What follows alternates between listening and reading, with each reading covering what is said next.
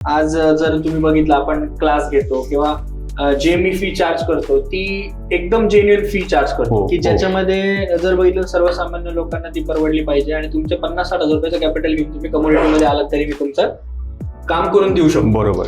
तर याबद्दल तुमचं काय म्हणणं आहे, की फी वाढवली पाहिजे का फी तेवढीच ठेवली पाहिजे का फी घेतलीच नाही पाहिजे? तुम्ही जो आता मला क्वेश्चन केला की जी आत्ता जी फी घेतोय ती फी घेतली नाही पाहिजे का मी घेतोय ती बरोबर आहे, किंवा थर्ड ऑप्शन की मी यात वाढवली पाहिजे, तसं पाहता गेलं तर फी न घेता क्लास तर करता येणार नाही. कारण की शाळेत शिक्षण घ्यायचं म्हटलं तरी तो वर्ग आला, ती खोली आली, तिचं लाईट बिल आलं, तिचा रेंट आला, त्याच प्रकारे तुमचं पण आहे ना.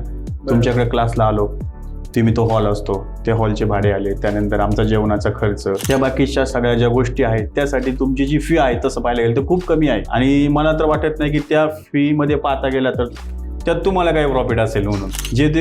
तुम्ही जे करताय काम ते असं चांगल्यापैकी आम्हाला जाणवते की ते सगळं तुमच्या कळकळीने आमच्यासाठीच करताय.